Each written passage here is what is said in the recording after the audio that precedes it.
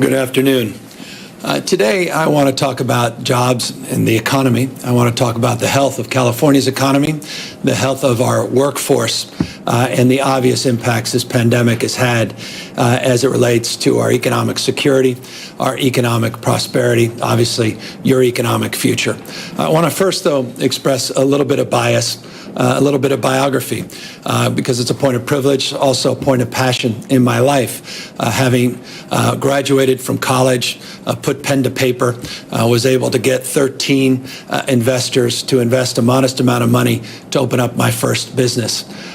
It was a cause that I had long dreamed of, and it was an extraordinary 2-year effort to actually manifest. We opened that first business, a small little retail store in San Francisco, with one part-time employee, Pat Kelly.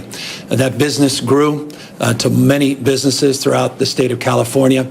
At one point, the businesses that I was privileged to be part of employed close to 1,000 people here in the state of California. I say that not to impress any of you, but to impress upon you a passion for entrepreneurialism, a passion and recognition of the passions that are expressed every single day by people that take an idea and put their dream to task, and put their lives on the line, quite literally, putting their financial future, their family members' future, co-signing loans, making sure that they're leveraged so they can get a line of credit, and putting all of that out.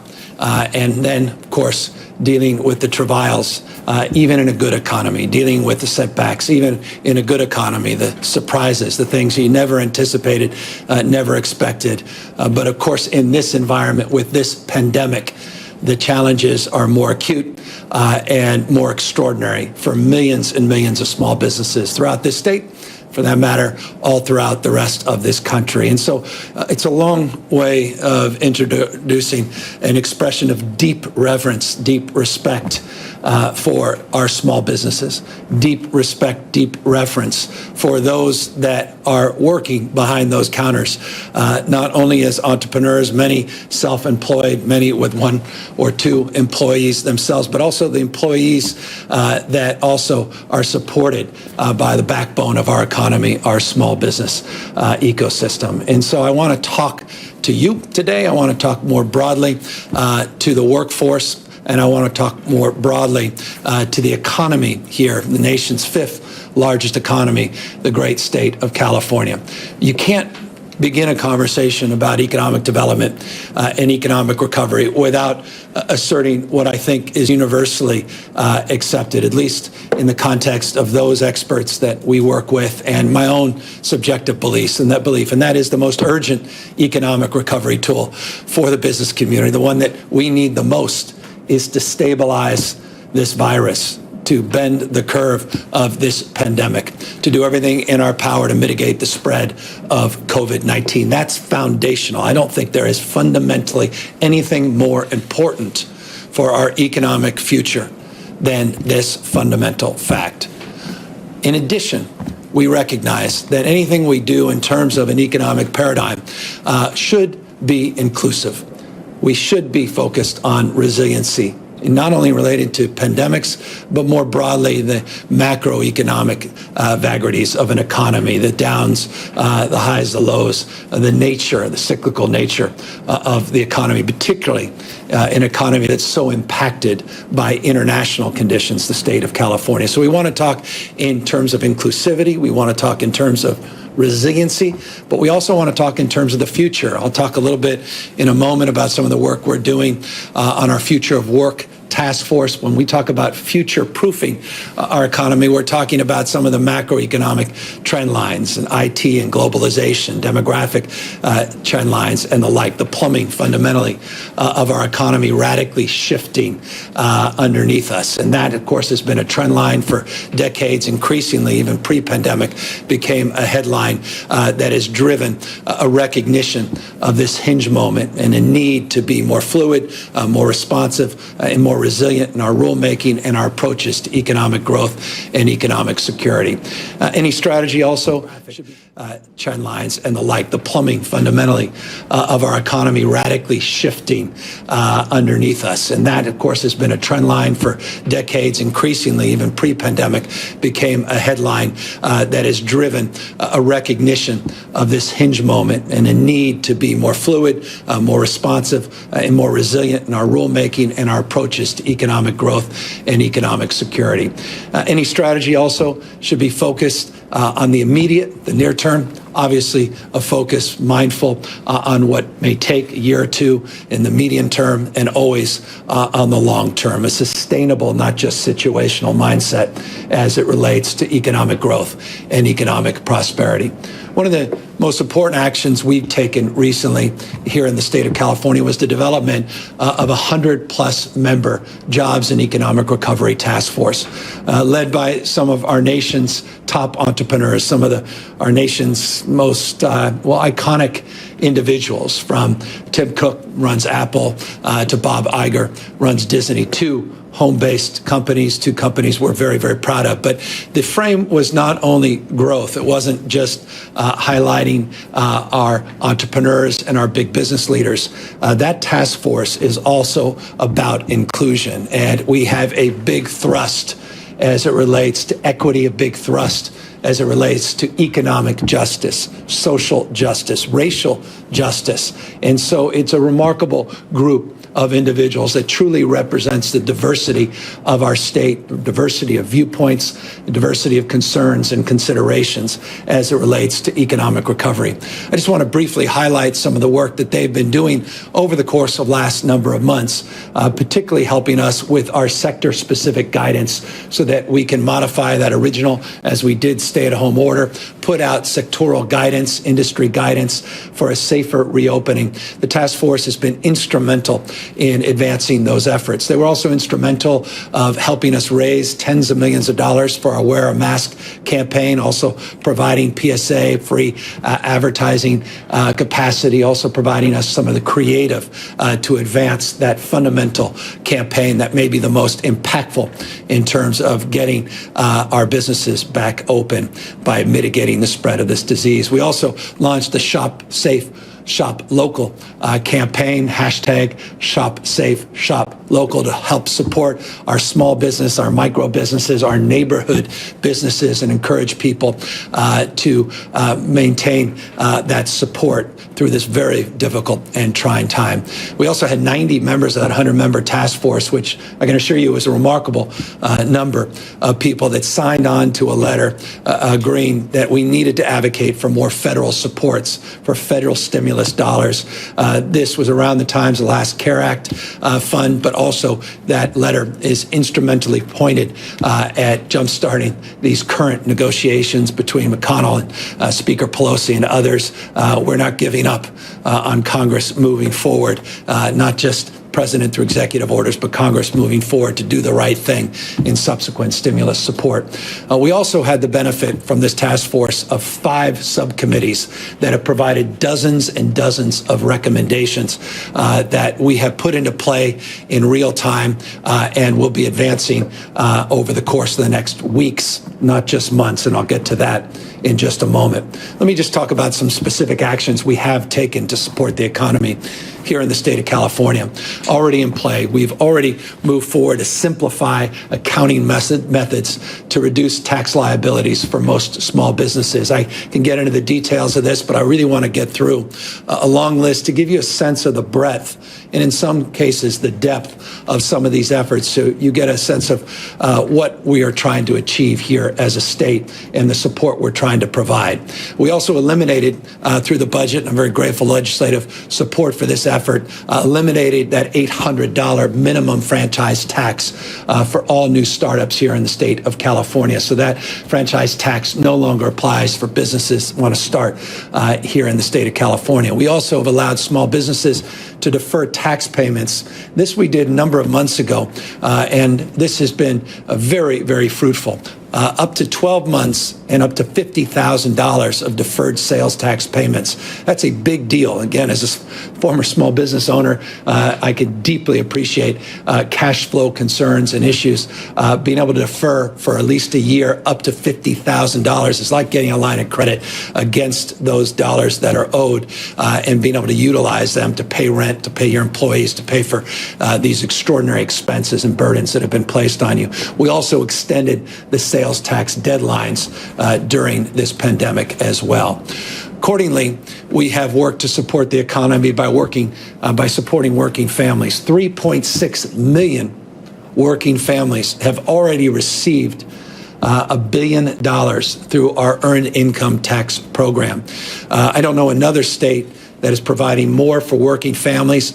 These are folks on the edge. These are people working hard. These are families in need. These are direct contributions in their pocket. We had a budget that just passed, those dollars being distributed in real time, over $1 billion in new tax credits, 3.6 million working families that got the benefit of those efforts. Accordingly, we advanced over just the last 24-month period, but I thought it was important to highlight that we have advanced over $1 billion, unprecedented in California's history, for low-income housing tax credits. And this all goes to jumpstarting our economy, jumpstarting housing production here in the state. You'll see those line item here in this slide, 18 bills that we advanced and signed with incredible leadership of the legislature, a package that we are very proud of to move housing production forward last year. By no stretch of the imagination is that where we are ending our efforts on housing. Quite the contrary. I'll talk a little bit more about some of those efforts in a moment,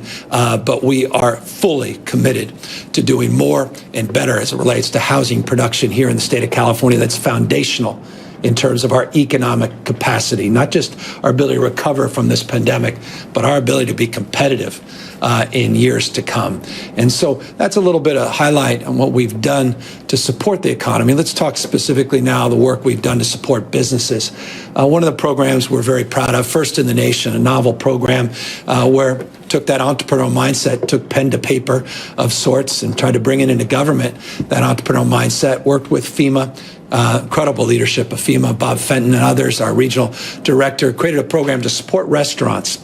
8,000 jobs have been supported. 5.6 million meals now have been served to seniors that need to quarantine, need to isolate, that don't have other supports, that can't get Meals on Wheels, aren't getting other meals delivered.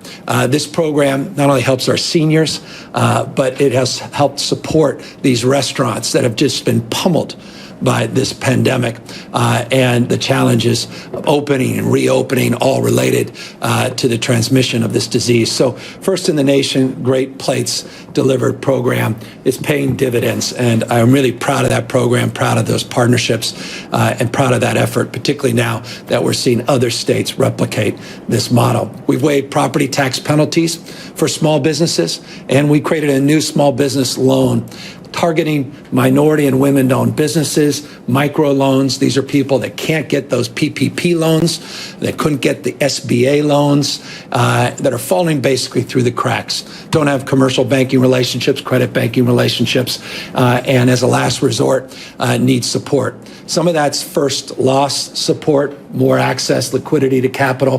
Forgive the language, be a little confusing, but the bottom line is tens of millions of dollars. It's over 100 million now, but 75 million in new dollars that we put in to this place and in this space to help our small businesses and provide access and opportunity for loans during these very difficult period of time. Accordingly, we've also focused our efforts on supporting organic businesses that preside or reside here in the state of California. We announced a number of weeks back a program called SafelyMakingCA.org. SafelyMakingCA.org is a platform, encourage you to take a look at it, that encourages you to support small businesses, medium businesses, manufacturers here in the state of California. It is a fact, we are still the largest manufacturing state in America. While manufacturing gets so much attention in other parts of this country, it deserves more attention here in the state of California. We worked with the Manufacturing Association to develop this program. Their incredible leader and leadership, CMTA, helped us conceive of this new platform. Hundreds and hundreds of small businesses procuring PPE, including N95 masks that we are actually purchasing from a business in Santa Clara, California, that's reconstituted its line, a small business that is growing in this pandemic, developing tens of millions of N95 masks that we're procuring. The virtual cycle of sales tax and dollars that flow through that cycle of engagement with the state procurement, through the Office of Emergency Services, into a county and a community, creating jobs, creating opportunities, direct and indirect economic supports is exactly what we want to see more of. Trust me when I say this, this is a point of deep emphasis for us, but we have a new platform, we have new programs. We're not just proposing something in this space, we're actually manifesting something in this space, not at the scale we need to, but with real progress, not just promotion behind this effort. Another program we've done that I'm very proud of, I long have been an advocate not just for unemployment insurance. I think we need to move towards an employment insurance program in this country. Something I did as mayor of San Francisco through the last Great Recession. We got a waiver to do a program where we were able to hire employees.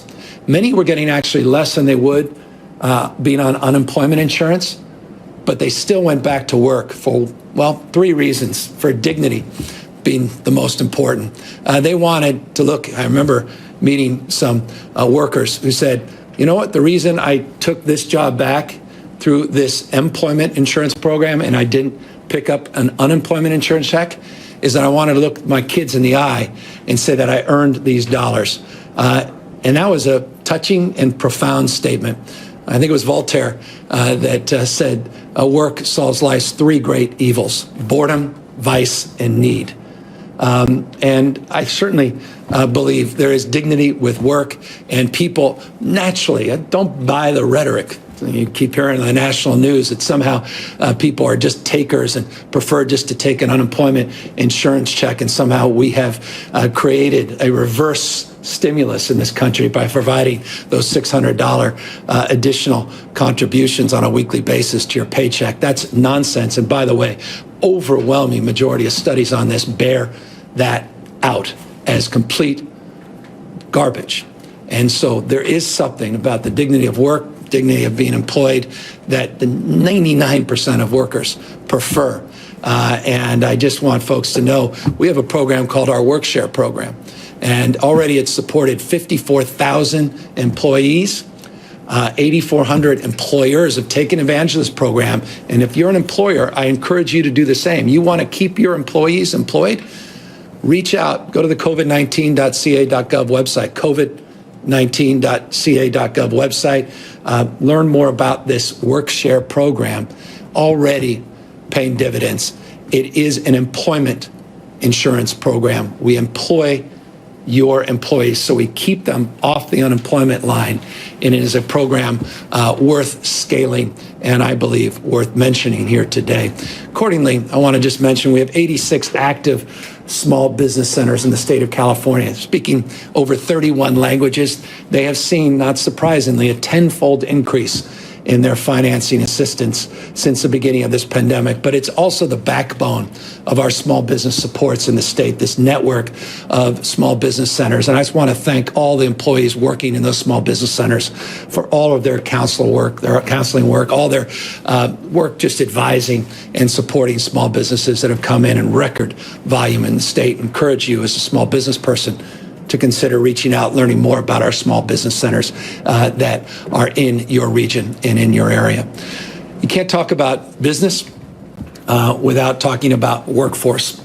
And so it is incredibly important for us to highlight some of the work that has been done and some of the work we're going to be doing as it relates to supporting our essential workforce. Essential workforce broadly defined by providing workers' compensation, which we did through this pandemic, the paid sick leave that we provided in this pandemic for our food service workers, the paid family leave so people can care for their children, or if they have a member of their family that is quarantined, they need to have that paid family leave. We advanced efforts in this place. We also advanced efforts to support our frontline essential workers by providing more support through child care contributions. Tens of millions of dollars we put in place to support those frontline workers to help them get child care so that they can stay there on the front lines of that workforce at a time when we desperately needed them.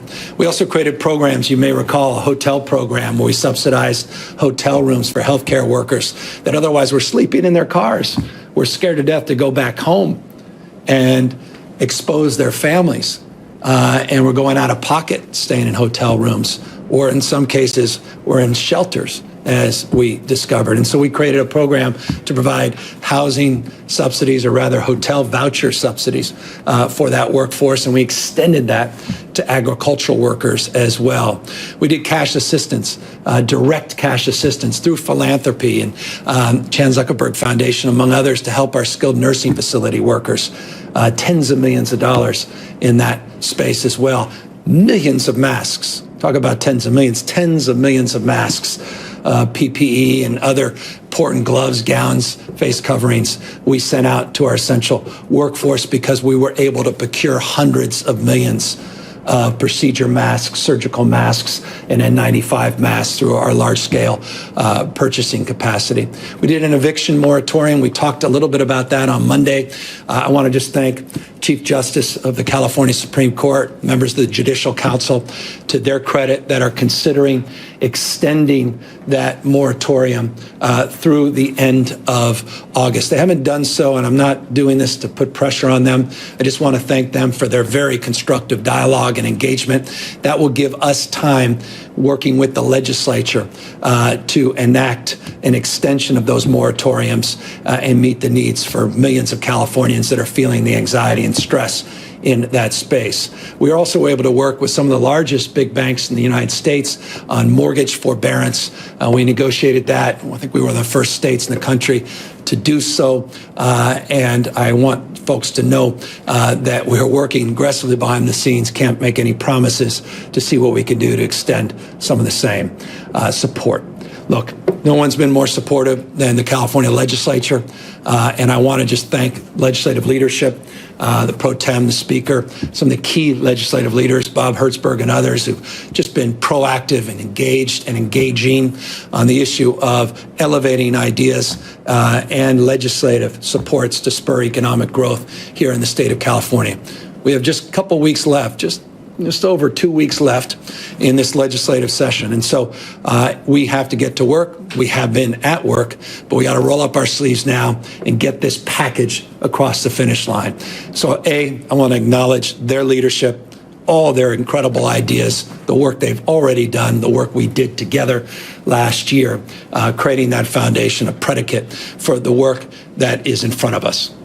Now let me talk a little bit about that work in front of us. And again, forgive me for being long-winded, perhaps speaking a little bit more quickly, but I want to get through this presentation because I think it's incredibly important to many of you watching and those that will be supported through some of these efforts. Let's talk about these efforts.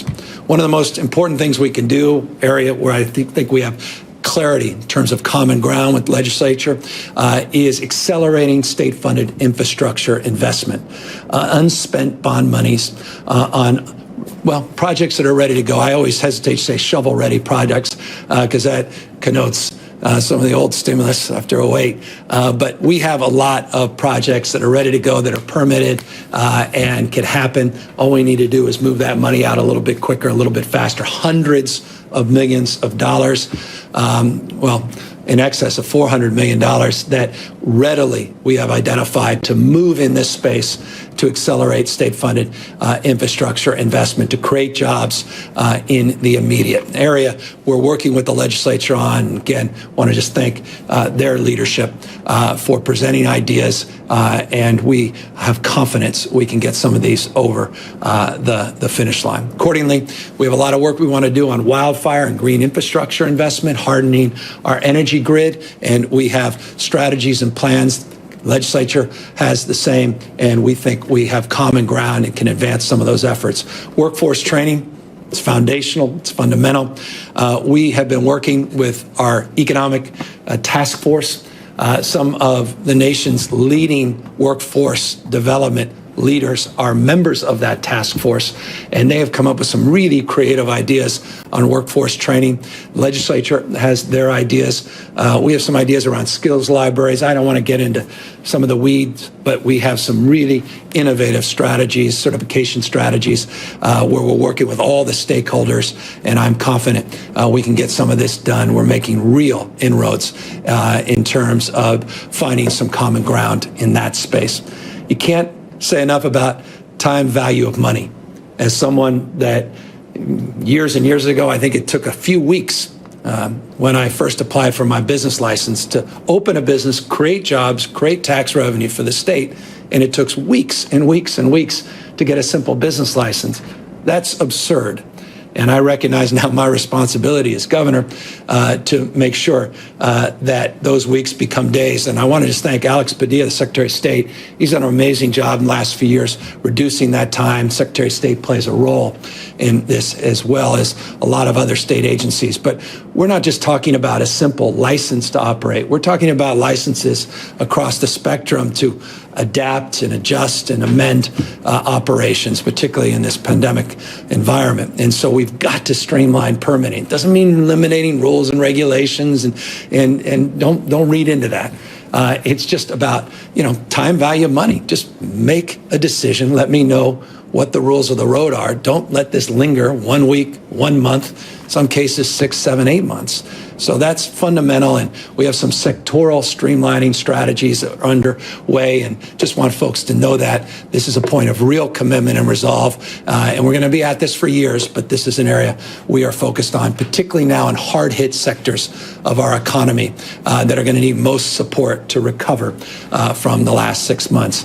Can't recover unless you can recover information, data, measure that data, be more customer service oriented in terms of how we provide services in the state. We talked about this on Monday. Across the spectrum, large scale IT, even medium, small scale IT needs to be improved in this state. We need to meet you where you are. And that's not old mainframes that were designed in 1970.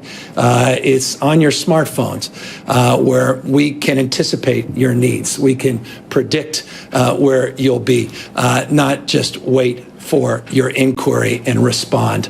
And that's why we created this Office of Digital Innovation. That's why we're putting together a band of people that are committed to the cause of innovation and entrepreneurial spirit, breaking down silos and barriers and processes to do more and do better to meet your needs in a more efficient and effective way. And so I included that because I think that's foundational in terms of our economic future, in terms of our workforce as well.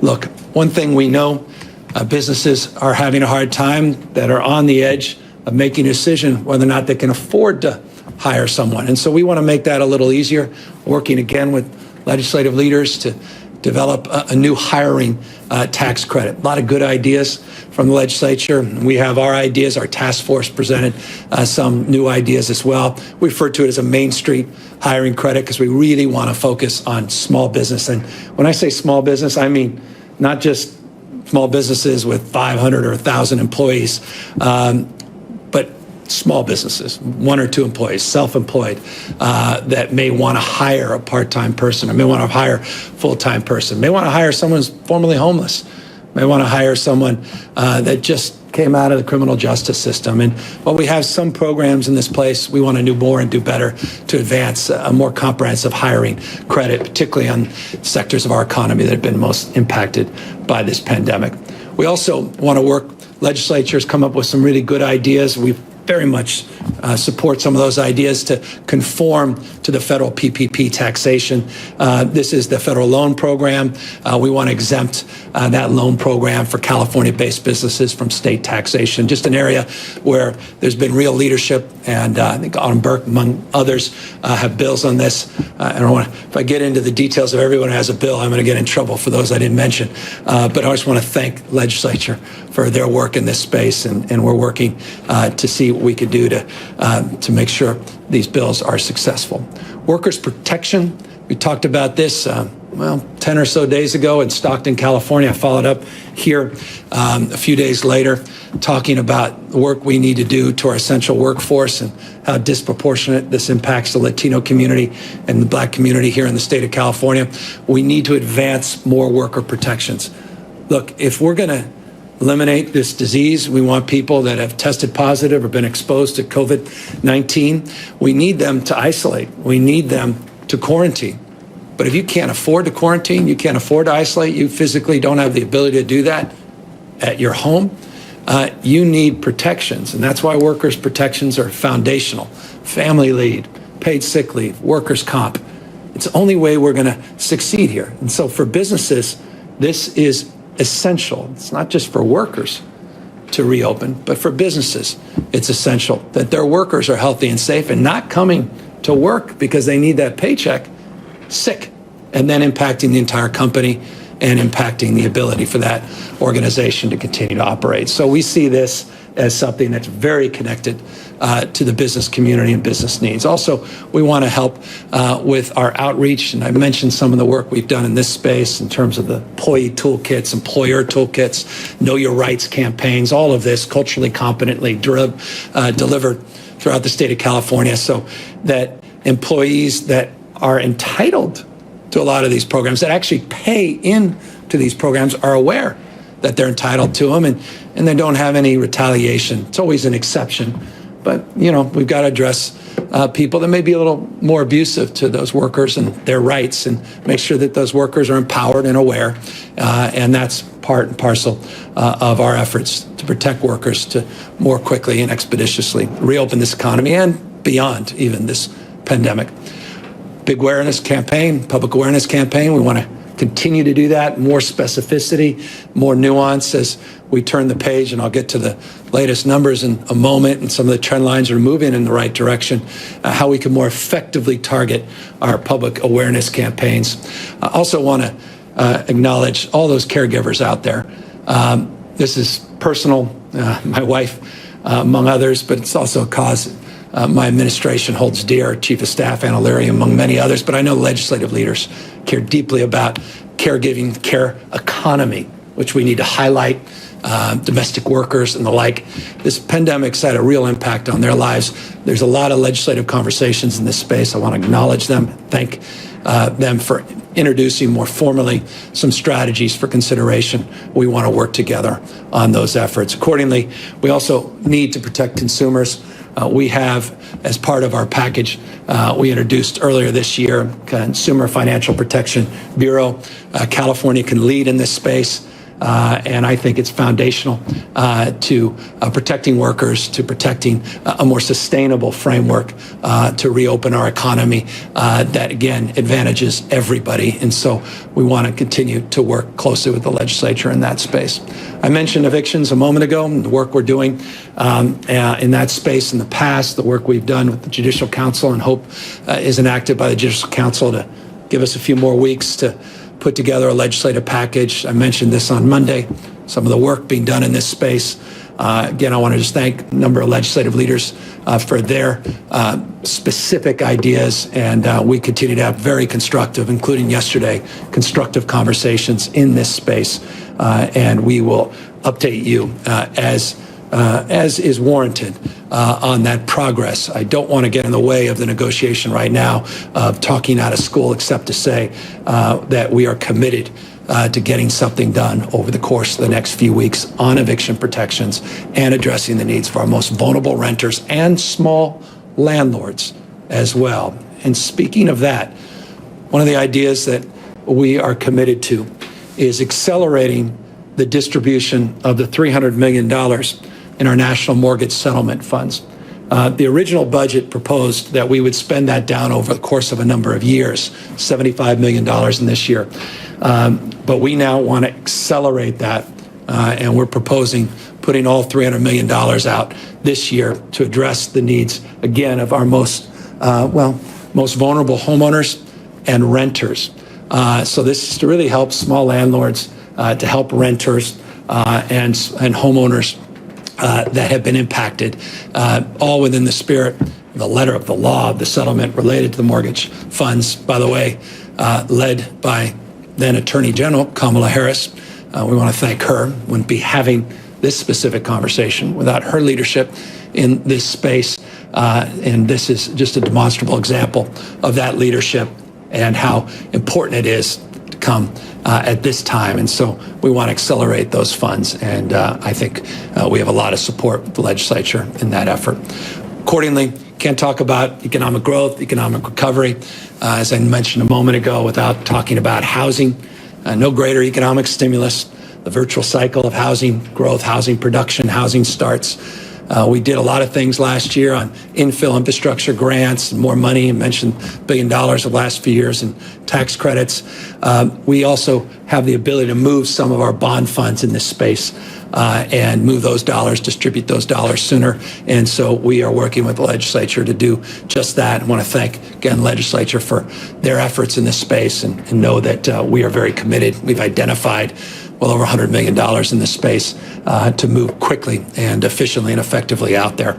Accordingly, we have a lot of bills in the legislature, and I just want to thank the pro tem, among others, that have bills on moving housing production, which just simply means, get housing built faster. Can't be more clear about that. Number of bills. I don't want to attach to any one bill. We're negotiating those points, but the time value of money also includes the time to actually start construction. Once you identify a piece of property, line up the financing, get through all the local permits, the regional permits, the state permits, any federal barriers, and then you've got to go. I mean, it's a labyrinth. And so we have an obligation, economic obligation, but also, I would argue, an ethical one in the context of how housing prices have ravaged the economy in the state over decades and how we simply have not produced enough housing in the state over the course of decades. We have to address that, and I think some of these bills will move in that direction with caveats, with amendments, with considerations, all stakeholders at the table. Final couple points I want to make, and I'll jump briefly into today's data and then answer any questions, is later this week, we'll be putting out more detailed plan on closing the digital divide. It's clear that reforms in the economic space also need to address and adapt to the reality of this pandemic and the conditions this pandemic has created. Digital divide as it relates to education, that's obvious and foundational, but also as it relates to the economy. Broadening access to tablets, broadening access to broadband is fundamental. It's not just access to broadband, it's high quality, high speed broadband. That's also fundamental. And so we'll be putting out more details in that space later this week, but I wanted to just point them out here today, as well as recognizing we're doing a lot more telework. What are the rules of engagement on telework for employees and employers? And so we're looking in that space as well. And I want to telegraph that as it relates to teleworking in this state, that we need to, I think, get under the hood and consider some strategies of flexibility that meet the needs and the rights and our responsibility to protect employees. At the same time, recognize these new tools of technology, new tools of engagement require perhaps some new thinking. Speaking of new, you see here briefly, and I'll jump through just very briefly these numbers. A number, 11,645, it's total number of COVID cases that we're reporting in the last 24-hour period here in the state. Now, I mentioned on Monday that this week, over the next few days, up to 72 hours through tomorrow night, most likely, that we will take all of that backlog, the 295,000 backlog numbers, cases, figure out total number of positives we have, and then begin to stack those positives on the actual dates those numbers came in. So we're beginning to do that. But for the purpose of transparency, yesterday, 12,500, today, 11,645. We're giving you numbers that represent the actual number of positive cases and a number that begins the process over a few day period of truing up the total number of positives from that backlog. If you're following me, I'm impressed and grateful. It's a long-winded way of saying that the actual numbers today that we are putting out, the 11,645, includes 6,212 backlogged cases, and the actual number today is 5,433. So backlog numbers will come in next couple days. We will then get through all of that. We'll true up all these numbers. We'll get a brand new positivity rate out there for everybody. But no, all that is happening on the schedule that we promoted on Monday, and just wanted, for transparency purposes, to give you a sense of how many backlog numbers we just added today, but give you a sense that I think is a little bit more optimistic. The 5,400, too high, but a lot lower than we've been tracking the last few weeks. Again, another indication that we are turning the corner on this pandemic. Briefly, let's follow that up with some other proof points. Hospitalizations, these are the facts. These are the grounding numbers: hospitalizations, ICUs, deaths. These are the lagging indicators, and these numbers obviously very consequential. It's very encouraging still to see the 14-day hospitalization numbers continue to decrease, over 19%, I think 19.3, 19.4% decrease in the last 14 days. Consequence, that decrease, you saw that on Monday, you saw it last week, the week prior, seen a decrease in hospitalizations. That number now, 5,442, represents about 7% of the healthcare system capacity in the state. 9, 8, now down to about 7% of the capacity. As it relates to ICU admissions, you see a similar trend line, a little even more encouraging than last week, rather on Monday, last presentation on ICUs, now 16% decrease on ICU admissions over a 14-day period. So tracking similarly to the decreases we're seeing, 19% in hospitalizations. As a consequence, again, looking at total capacity, that pie chart, critical care capacity, ICU capacity now was 23%, 22, now about 20% of the total number of ICU patients, COVID-19 positive patients in our ICU system. Ventilators, again, north of 13,000 available, doing better than we were a few weeks ago with 11,000 plus ventilators available. As always, again, appreciate you sticking in with me on this presentation. As always, we encourage you to wear a mask. Want to see those numbers continue to go down? Wear a mask. Want to see those numbers continue to go in the right direction? Continue to physically distance. Want to see those numbers continue to go down as the temperatures go up? Try to avoid mixing. You know, I saw the American River the other day, and I might as well have been at spring break. Thousands and thousands of people. We're not minimizing mixing. It kind of raised little shivers in my spine that here we are making all this progress, and it could be done away. And, you know, day two, a week two, people begin again to let their guard down. You can't let your guard down. Got to continue to practice all of these fundamental rules of the road as it relates to what we know works, non-pharmaceutical interventions to mitigate the spread of this disease, including washing your hands, but not, again, more important than wearing a mask. And so I want to encourage you to do just that. Final point I just want to say on businesses, and I have a mantra, it's a bias, and forgive me, it is a bias. But that bias I wear, again, through personal experience, not just intellectualization, as governor of the state of California, cares deeply about economic growth and economic prosperity. And that mantra is simple, that you can't be pro-job and anti-business. And I think it's just fundamental that when we talk about job growth and job creation, that we support our small businesses. We support those folks that take risks and put everything on the line. The second point I want to make is businesses can't thrive in a world that's failing. And that's also fundamental. And so if it is indeed a truism that you can't be pro-job and anti-business, and businesses can't thrive in a world that's failing, then we have to recognize that the new paradigm on economic growth is growth and inclusion. And that's the foundation. That's the framework to which we believe the values of the state of California are advanced, our principles are advanced, and long-term sustainable economic recovery can be found. Growth and inclusion. And so, in conclusion, I wanted to make that point and thank everybody on our task force, thank everybody in the legislature for all of their ideas, and the business community for their ideas, and cities large and small all across the state that have submitted their ideas to help us in the pursuit of these efforts. And close to open up for questions by saying one final point. That list, while for many of you seemed exhaustive and exhausting, is not an entire list of ideas that we are currently considering and negotiating with the legislature.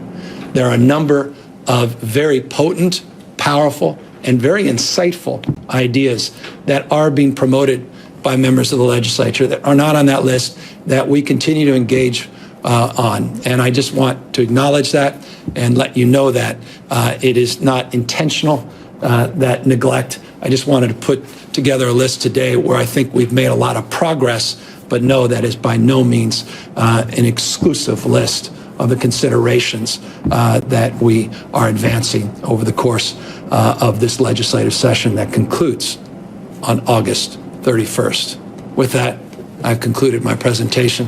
Happy to answer any questions. Ashley Zavala, Pron 4.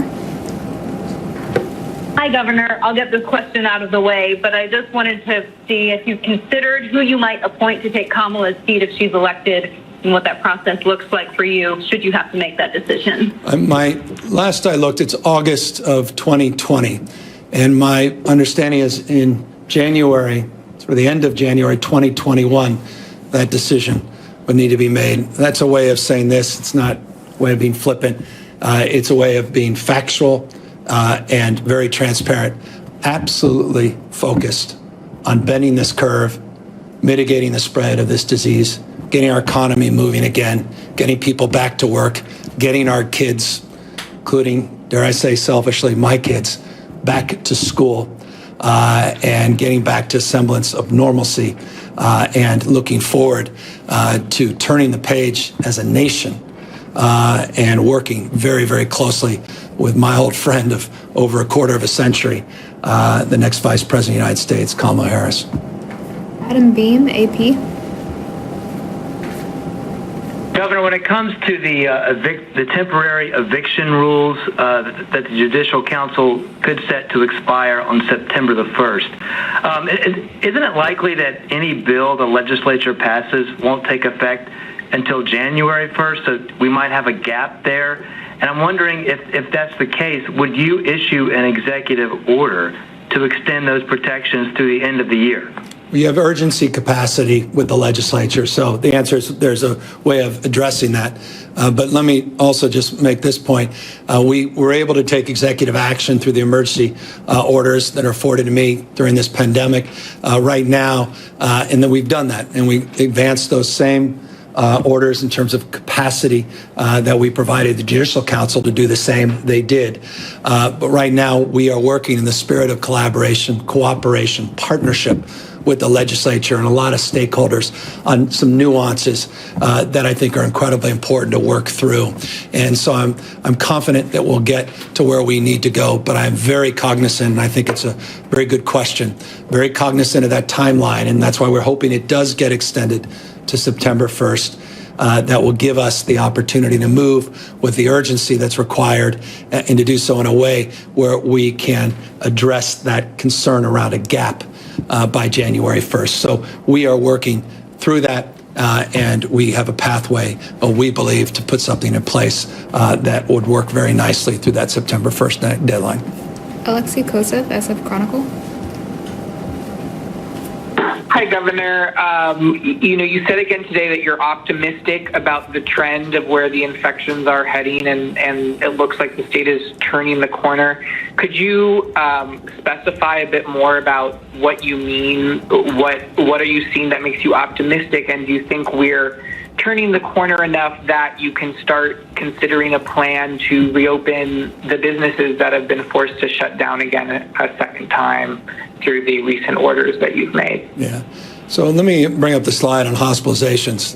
This is what gives me some confidence we're moving in the right direction.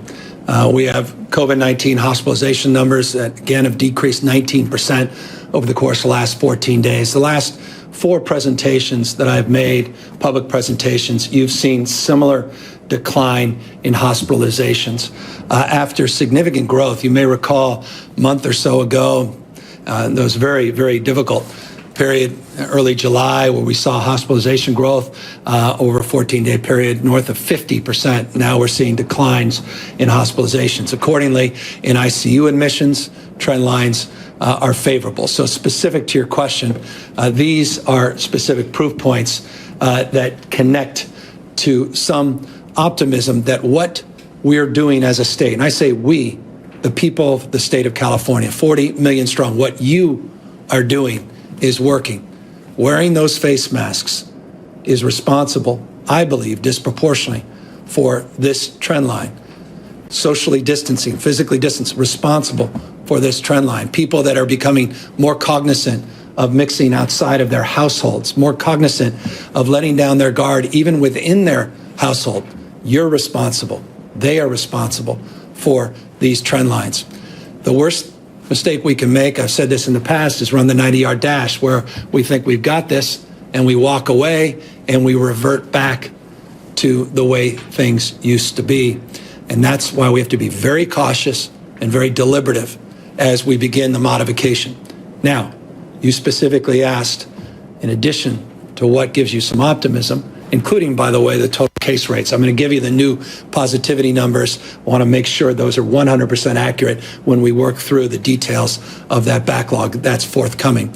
But you'll also note that we have been consistently engaged, and I mentioned this in the outset of the presentation today, with our recovery task force on sectoral guidelines for safely reopening.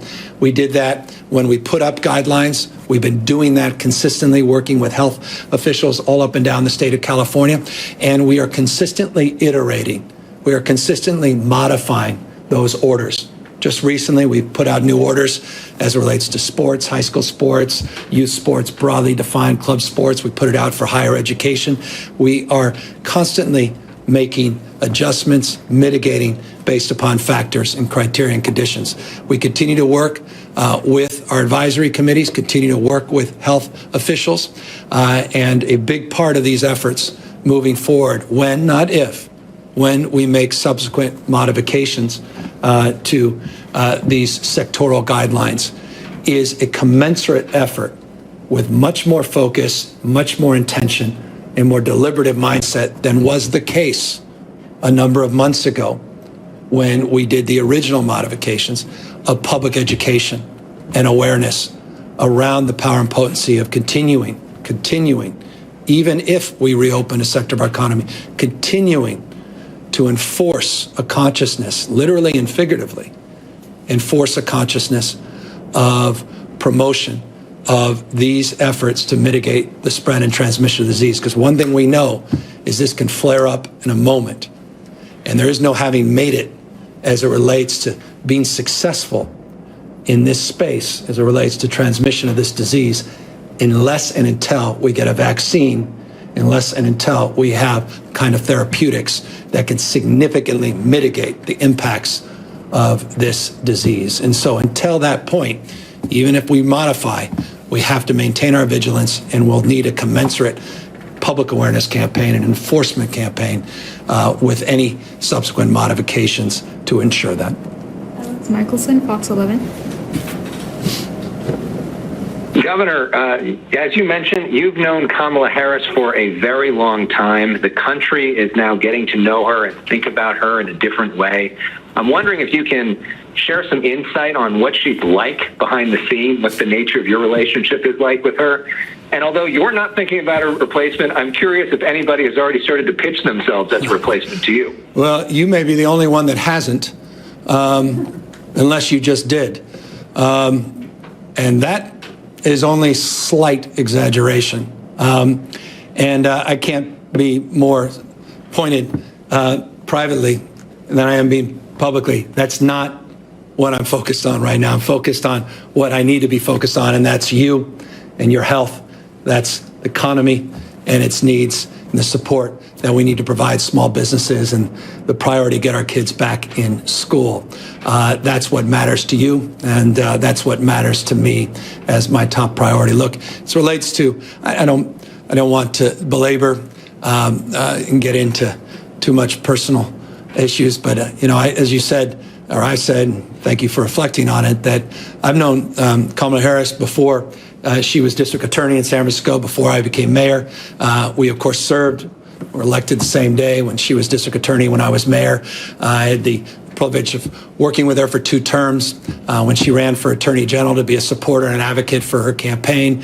I ran myself with lieutenant governor, worked with her as attorney general, supported her efforts very proudly so when she ran for the U.S. Senate. And now as governor, been working very collaboratively in a very supportive way with her team and with her in the United States Senate. I accordingly, and not surprisingly, based upon that history, based upon that relationship, and in my insight in terms of the character and the competency and her devotion to the cause that I think unites the vast majority of us, her empathy, her compassion, her learnedness, her doggedness, her commitment to solving problems, not just identifying problems, her executive experience, not just legislative experience, made it an easy decision when she announced her campaign for president for me to come out and endorse her. Couldn't be more proud of that. And so you can imagine how proud I'm feeling, American people are feeling, not just Democrats. I have a few Republican friends that actually had a smile on their face yesterday about her candidacy now for the next vice president. So it is a proud moment, historic, and it's a very meaningful, I'll close on this, forgive me, meaningful moment for California. I'm privileged. I sit at a desk that Earl Warren sat at, former, by the way, assistant district attorney in Alameda County, where Kamala Harris started. Obviously made his way to governor and became Supreme Court justice, where Ronald Reagan sits. It's a proud place to sit there where, great work was done by Pat Brown and Jerry Brown, among many others, Schwarzenegger. Proud of the work in partnership now with Davis Wilson and others that have been incredibly supportive. California has a proud history of electing some outstanding leaders. And I got to say, also a point of pride, not just being a Californian, but, growing up in San Francisco.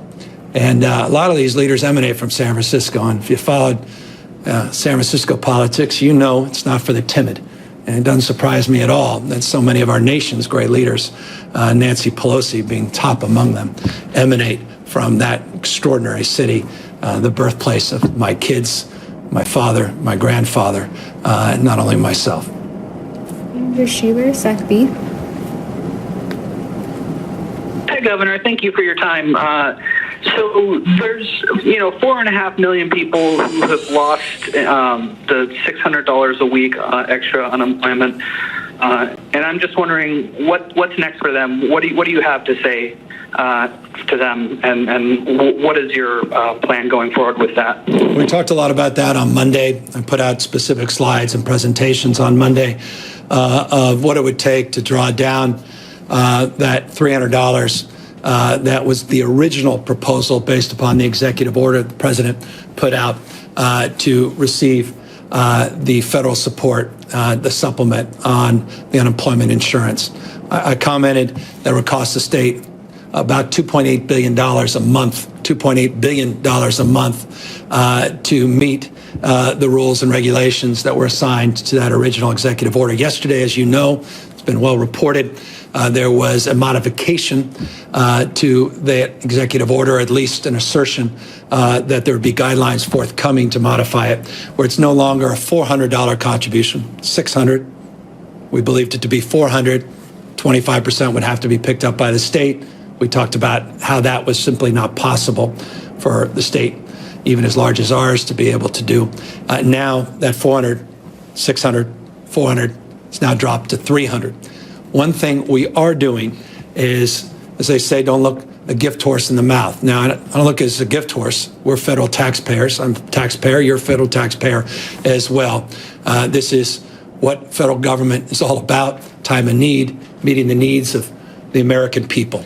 This is when we're all in it together. And traditionally, those needs are met by forwarding money from the federal government that has a printing press, states simply do not, to provide for the needs of the American people in the most direct and impactful way. And we were very proud and pleased and very thankful of Congress, the president, for endorsing the CARES Act, for getting that $600 contribution. I think it's substantially mitigated the economic consequences of this pandemic. I think it substantially aided the capacity for businesses to remain open because of consumer spending and consumer confidence, even during that difficult period of time that maintained itself at a level that it otherwise would never have. I think it is a historic blunder if we are unable to accommodate the needs of tens of millions of Americans with subsequent supplemental on unemployment insurance. And I believe personally and professionally that $300 is simply inadequate to do that, to help support small businesses, to help support economies large and small across state, and very directly help support individuals and their families that are vulnerable to evictions and vulnerable to bill collectors, vulnerable in this climate. And so we continue to advocate for more federal support. We continue to be strong and assertive, and I take a backseat to no one, going back months in advocating for a new CARES Act, supporting state and local government as well as individuals related to the unemployment insurance efforts. And we'll continue to make our voice heard. I had a very good, very detailed, very comprehensive call with Speaker Pelosi yesterday on this topic specifically in answer to your question of what are we doing. And know this, forgive the long-windedness, that we are working with our team, if indeed, the gift horse comment, we only get $300, how we can process that $300 as quickly and efficiently as possible. So at least we get those dollars out as we wait for either a deal with the current administration or a deal with the next administration in January. Here's the report back. The ability to do so can happen relatively easily. You go from 600 to 300 if the rules of the requirements do not change, meaning the rules for eligibility don't change. The unfortunate part is in the executive order that has now been changed, the eligibility rules have also changed. And when you introduce new eligibility rules into these ancient systems, and trust me, California is not the only one, it creates a processing problem that can delay the distribution of these checks. And you know this well because you've seen governors of all political stripes make this crystal clear to the administration. So we are also encouraging the administration. We've made it clear to our partners at FEMA, and we have made it clear to a lot of our federal partners that if you're going to move forward, if you want these dollars to have the impact that you intend them to have, we're grateful to take those dollars. We happily will accept them. We believe they're not enough, but you can't change the eligibility rules in a way that will impact our capacity to get these dollars in the pockets of people that need them the most as quickly as we otherwise could. Angela Hart, Kaiser Health News. Good afternoon, Governor. I wanted to ask you, we understand that you didn't have the full extent of the Cal-Ready problems until a couple of Mondays ago, but have you had any indication or received any indication that Cal-Ready wasn't up to the task? And what about future problems with the system? Do you have any plans to try and replace this if the flaws continue? Yeah, we talked a lot about that on Monday. Dr. Galley talked even more detailed last Thursday and last Tuesday. And forgive me, just in the spirit of the work that was presented and work that has been done, including some that we socialized on Monday, we made it crystal clear that our commitment is not just to piecemeal a solution, and we have now addressed the backlog. We made that clear on Monday, but to build a new strategy, a parallel strategy, and I also mentioned this Monday, to create a separate system on top of CalReady. Now it's connected, but that would absorb a COVID-19 focus in a forward-minded way. It is clear the CalReady system just simply does not have the capacity to scale as we had hoped for. We will reform that. We have mitigated that as we speak. We will reform that in the medium term with this parallel strategy. And then in the long term, we have Amy Tong and others that run our technology department that are putting together a package of longer term reforms to make sure that we're not back in this situation, the next governor's not back in this situation, that we have a legacy of learning from these challenges and fixing them once and for all. Well, I believe that may have been the last question. Thank you all for your time and your patience. Thank you again for your vigilance. Thank you all for doing what you can and what you have to mitigate the spread and to see this transmission begin to subside modestly. We continue to encourage you to be vigilant, stay safe, obviously stay healthy, and stay ever vigilant about how easy this disease can transmit itself. Thank you all for the privilege of your time. Look forward to coming back, talking next couple of days a little bit more about digital divide, updating you on all of these numbers and more. Take care.